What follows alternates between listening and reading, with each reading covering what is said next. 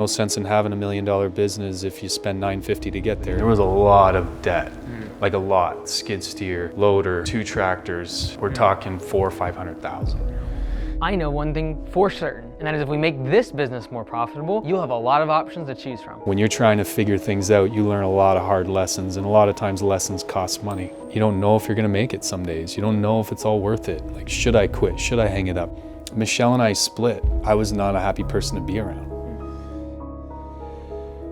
So, where do we go from here? Today we're in Toronto, Canada, visiting Aaron from the Grounds Guys. How's it going, man? It's a great place you got here, man. Want to show me around a little bit? So it's 1,000 square feet out here. It's not huge, but it does what we need it to do. Before 2 years ago, this stuff was outside. Like, all of our stuff was outside. And diesel equipment, as you may or may not know, can have a hard time in the wintertime if it's sitting outside. So it was nice to bring this stuff inside. This is the office? Our own little personal touch. Yeah, it's cool. On things. I do want to have a nice place to work at. I did for many years just used to work out of my house, and that's okay until you get obviously to a certain point, and then you kind of need a little bit more. I love coming here to work. I really do love this environment. Like right now, we're south facing, you get the sun coming in here. It's nice. I like it. I enjoy it. You've been doing it like 15 years, right? I've been in it for 15 years. As a franchisee, we're coming up on our 6th year. So I had the silly idea of franchising my business, which is laughable because there was no business to franchise. Didn't know the first thing about franchising. Literally just did things by the seat of my pants, as bad as that might sound. So I actually called them, really just siphon information. We were on the phone for about an hour and a half, and the first half of that call was me just writing down all the info. He was giving me all the answers to my questions, and I loved it. I'm seeing how much money and how much work it would take for me to franchise my business, which again, there was no business to franchise. And I just really started to buy into what they were bringing to the table as far as the systems and the software and the structure that I was totally lacking. So all the things that they were bringing to the table just started to resonate with me. From when I came into franchise here at the Grounds Guys, I started in May of 2018, and that 5 or 6 years, like you come to now, like I definitely am a lot smarter, following your content for a year or two now, so I love what you do. And we have our franchise business coach that really helps us too, right? So I needed all of that because I was literally, let's just wing it and figure it out, which probably not ideal, and I certainly wouldn't recommend it. Before that, you were working at a casino. Yes, my background is 13 years in the casino. Wow, was it like security? What were you doing there? No, table games. Started when I was 22, and I left in 2012. And I'd started my business in 2010. The 13-year career that I had in the casino industry was really all I knew. And I enjoyed what I did at the casino. But I remember one day, I know I was supervising a dead roulette table. I remember sitting there and the roulette table was dead and the wheels going around, no one's playing, there's nothing going on. And that's when I just started doing the math. And I'm like, how long have I worked here and how much money have I made? And I start kind of doing those calculations, and I'm like, I still have like 32 years before retirement's even possible. And I just started thinking, like, I can't be here for 32 years. I want more. I want something else. So in my last year at the casino business, I dropped down from a supervisory position to a part-time dealer position just to start focusing on my Chuck in a Truck experience. Yeah, why lawn care? It's such a funny question because I've had friends ask me that. Yeah.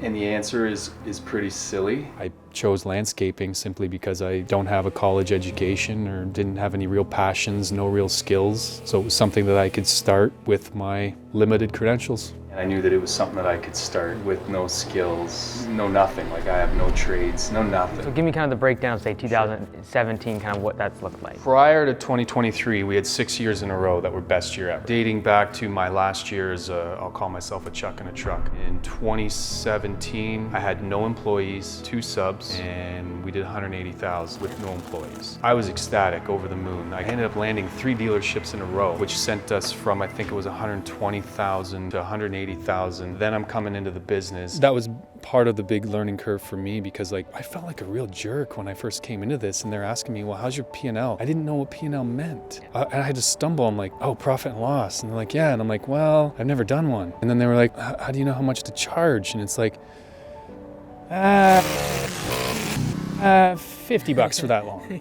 And I literally, what they call, rolled in an existing business of 100,000. So I came into this brand with 100,000 in existing business. And then in year one, I think we went to 350. Then we went to 550, 750, $1,030,000. So you can see those kind of increases, which was great.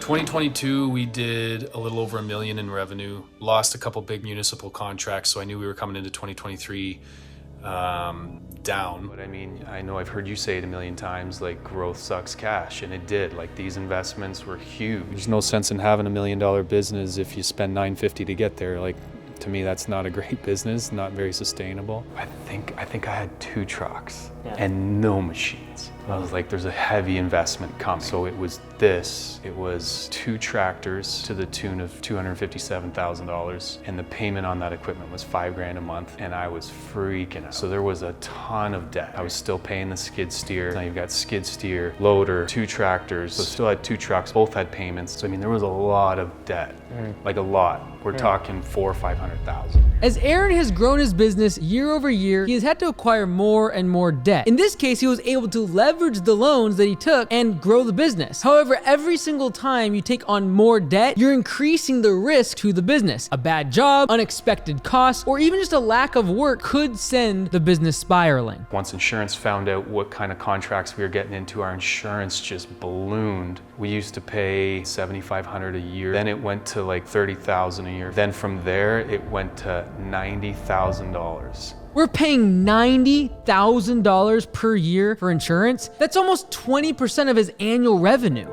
There's the trajectory of how we went. And then of course, tail end of 2022, I knew that we were losing a couple of those contracts. So we actually dropped about $500,000 in revenue.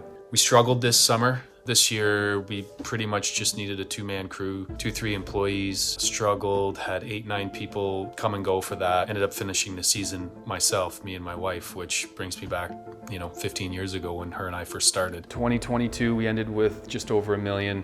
2023, we ended at $639,000. You don't know if you're gonna make it some days. You don't know if it's all worth it. Like, should I quit? Should I hang it up? Should I just go back to my job and not worry about any of that? You do have those struggles, and some don't make it. Michelle and I split because I was not a happy person to be around. And she wasn't working at the time. She had quit her job to come with me. I was like, oh, everything's gonna be great.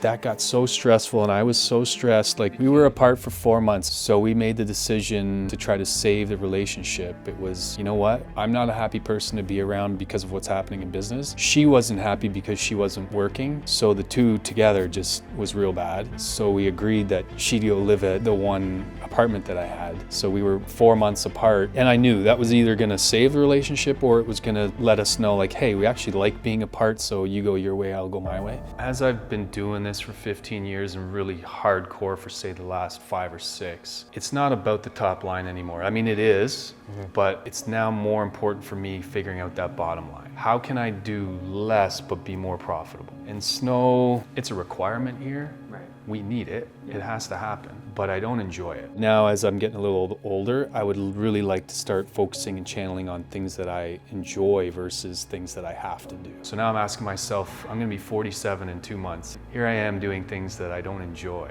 There's certainly something to be said about doing the hard work, despite not enjoying it. Whether or not you enjoy it doesn't make a difference. The fact that the work still needs to get done. But for Aaron, he's been doing this for 15 years now, and he's proven to himself and all of us that he's able to do the work even if he doesn't enjoy it. So the advice that I give Aaron might not be the same advice I'd give to someone that was in year 1, 2, or 3, when I just tell them, look, you gotta get comfortable being uncomfortable. How do I take a step back but still provide for others? And what does that look like?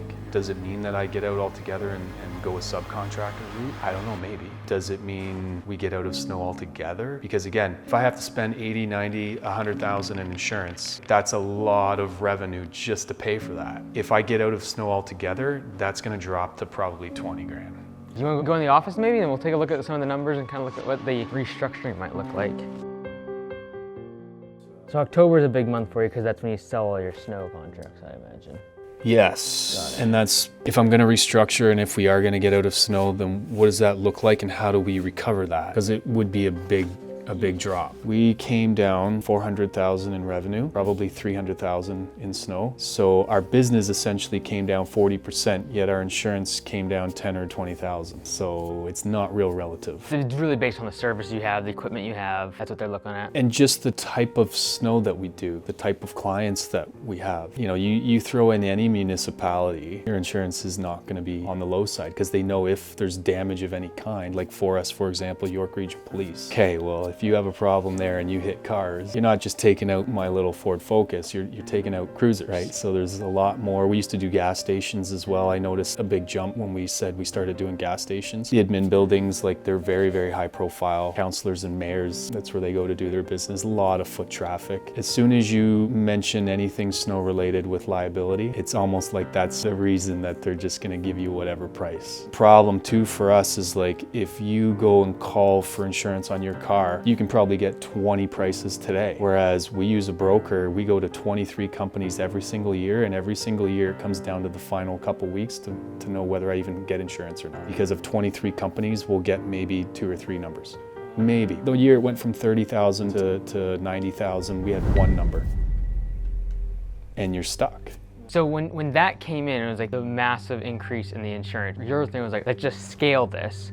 And that's when he went 6, 7, 8, all the way up to $1 million plus. I think it was around the 700,000 or 800,000 mark is when that jump happened. That was really difficult. I guess my concern with trying to cut out the snow right now, with it being 2/3 of the revenue, is really just can the other 1/3, even if we grow it, sustain the fixed costs that we have? Yes, so, and thank you for mentioning, because I was gonna mention that. That's what I experienced with that huge insurance jump was, okay, well, all of our costs are the same, and now that just ballooned. And then when we dropped in revenue, at the time, we still had all the overhead expenses, yet in the last 1 to 2 years, I've managed to get rid of about 6,000 or 7,000 per month in payments. So like all of that equipment was paid off, the skid steer was paid off. This past summer, we paid off 2 trucks. In the last 5 or 6 years, we're talking 400,000 or 500,000 we've paid off.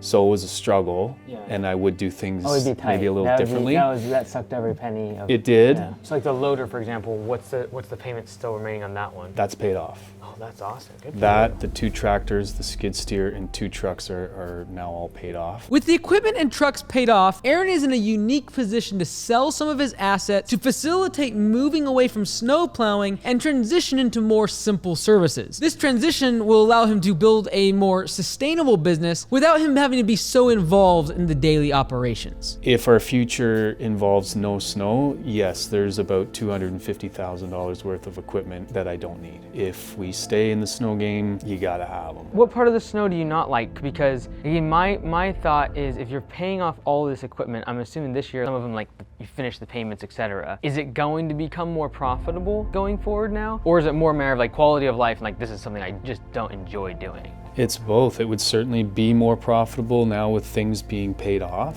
for sure. But I mean, that's how we sustained that $400,000 drop. That had to happen. Otherwise, if I still had $7,000 or $8,000 a month in payments, I don't know that we'd be here right now, right? But there's really not the desire to go back to the $1 million plus with the big contracts. No, not really. It just started wearing on me. I guess the time that I worked really started getting more difficult as I got older. I know my wife and I, we've always wanted to be somewhere warm in the winter, so that's definitely motivating as well. Yeah, just a better quality of life. At the same time, still striving for that next level. Your prices for simple services must be really good in terms of you're making good profit. I think so. Because just based upon the numbers of like you being able to pay that much debt off in the course of 5 years, I think your pricing based upon just knowing that stuff is probably pretty good for your mowing. And it would be fine to be able to still be closed for a few months. Something else that I could mention, I reached out to a gentleman who started his own mobile detailing. Saw his ad on Facebook or whatever, so we got together, did a couple of our trucks. I like him. And then I asked him what he did in the wintertime. He's like, well, I have to shut down. I said, well, would you be interested in sharing space here? He's like, well, you know, what does that look like? How much? So I gave him a price and he really liked it. So it would heavily offset my costs here. Could work for him. We could share shop space there. Again, especially if we get out of winter, that truck's not there, that loader's not there. He has space to work. I love coming here to work. I really do love this environment here. It's nice. Yeah. I like it. I enjoy it. I don't need it. And you know, there's 30,000 a year that I probably don't have to spend if I wasn't doing snow. Can I write on the whiteboard? Of course, That's fine. yeah. Real quick, I just wanted to say thank you so much to everyone watching the videos. All these turnarounds that we go out and fly to, and all that's covered is completely free to the owners. And that's made possible by everyone supporting what we're trying to do. And if you'd like to support us, down in the description, there's links to all the different products and services that I sell, trying to help you grow your business, because that's really what makes it all financially possible for us to go to these trips. So thank you so much, every person that watches, subscribes, and supports the channel.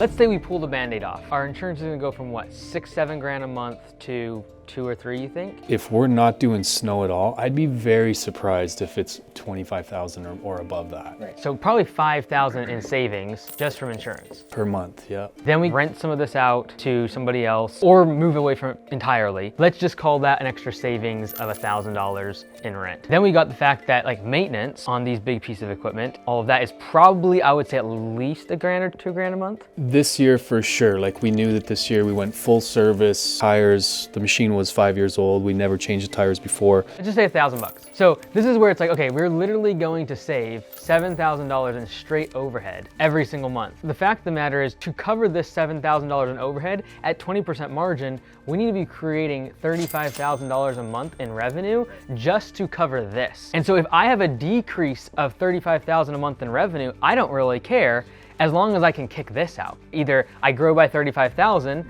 and pay this, or I don't pay this and I just go reduce my size of the business. When we look at this, this is like basically the cut we're looking at. Can we go down from 600,000 to 200, 250,000 when we look at the drop?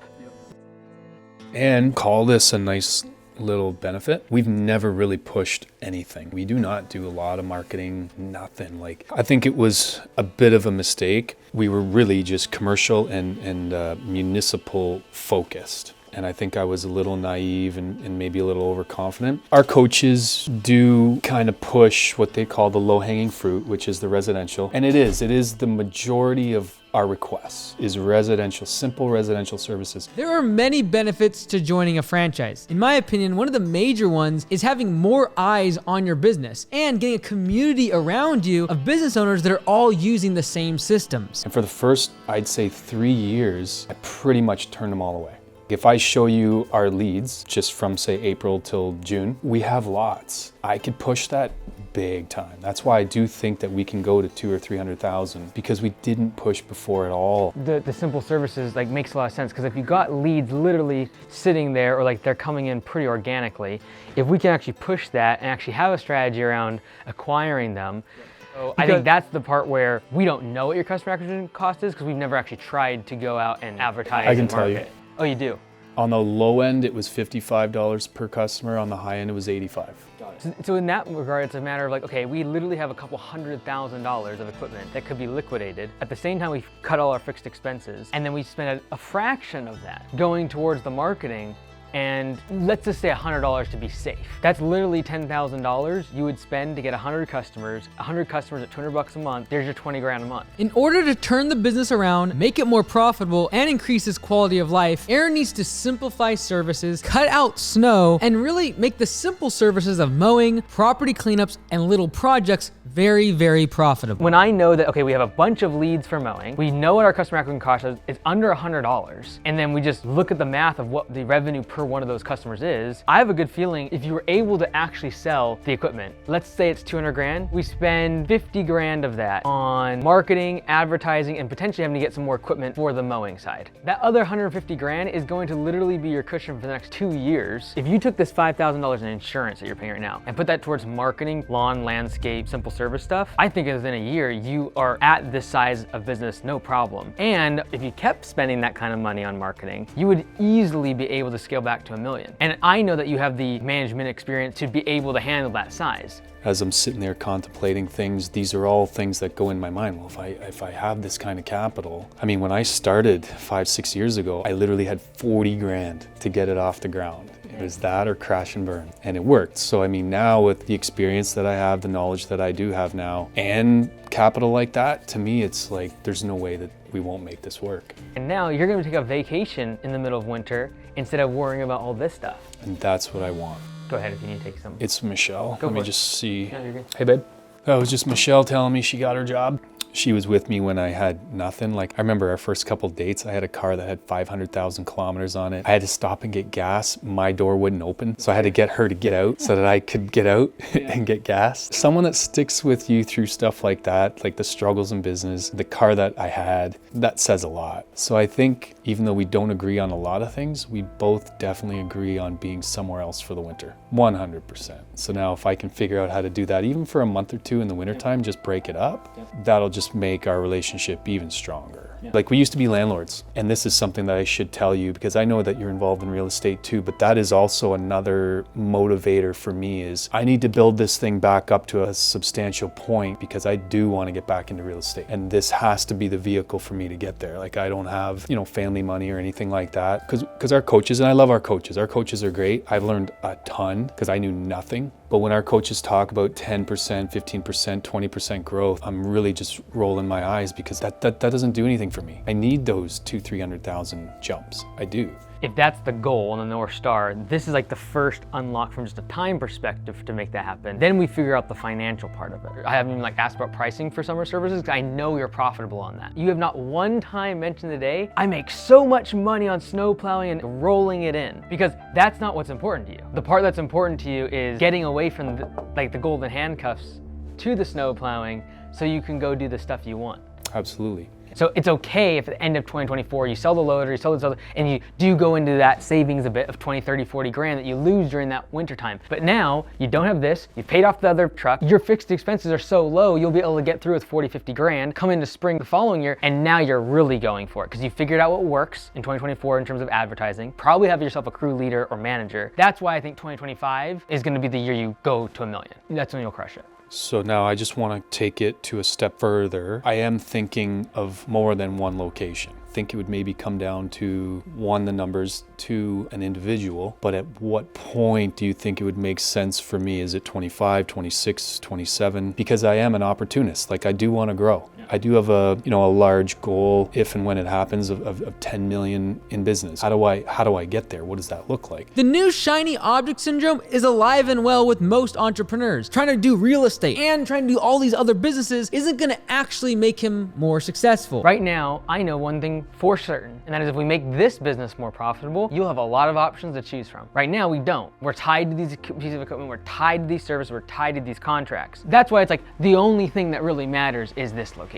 And making this one profitable, because as soon as you do that, it just unlocks, you have so many options. And yes, it's been 15 years, and what happens is you get burned out, okay, maybe that's just the wrong industry, or I should do something else, or maybe it's my location, or whatever. Just figure that one thing out, because when you do that, then you move on to the next thing, and then all of a sudden the dominoes start falling, and then you all of a sudden do wake up with a $10 million business, or a big real estate portfolio, but that doesn't happen by trying to focus on all those things at the same time. Think of all your energy and attention as a light bulb that lights up an entire room. But really, when it comes to business, focusing all that energy on one thing, like a laser, has much more impact and typically leads to making a lot more money. In fact, watch this video here where I spoke with the owner of Mr. Sudsy, a soft wash company, where he had the exact same issue and was trying to split his attention in 100 different ways. It gets a little bit crazy.